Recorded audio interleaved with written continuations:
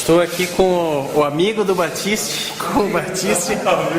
Me conta qual é a sensação de estudar aula robótica com o Batiste? Ah, merda. Pista 1.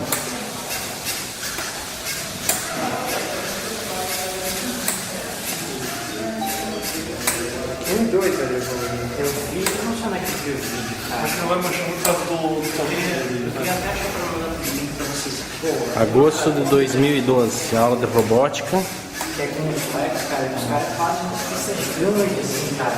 E é o seguidor de linhas, e os caras vão seguindo ali, mas tipo, a pista começa aqui, sobe, desce, olha o diabo, então. Pô, nos Estados Unidos o pessoal faz com silver tape preto, tá ligado? Eles fazem uma linha maior. E o robô vai, cara, vai muito rápido.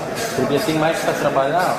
Que nem o robô do Batista, ele ia avançar um tanto assim, ó, na leitura, né? Ele ia dar um espaço maior ainda. E aí os caras pegaram, eles faziam, e aí quando chegar no final, aí tinha um sensor de objeto, Pista 1.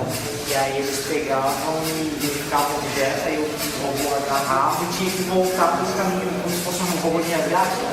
Só que ele ia seguindo ali, meu, sei lá, vai outro cara, não.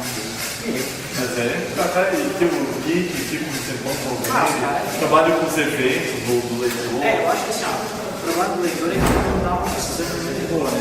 Mas, Cara, se você conseguir trabalhar com três, eu acho que... eu acho que não, tem que trabalhar com um evento dele, falar, voltar para o pessoal que fez de eventos de leitura, né?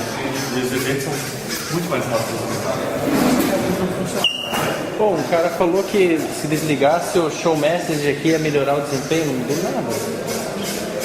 Ele ia transitar menos mensagens, vamos dizer, para o microcontrolador. cara, processamento menos. Sim.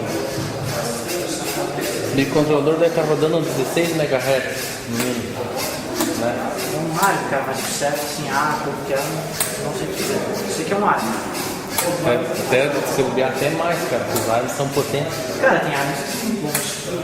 Eu acho que não tá mais, cara. Eu acho que... Pô, teve um magrão que tava fazendo pós em computação lá no Quanto tu falou? 16 o quê? megahertz, eu acho que até mais, Eu deve acho que ser. dá para uns 500, cara. Tem ARM de 70, de 120. É um armezinho bem... O louquinho lá do...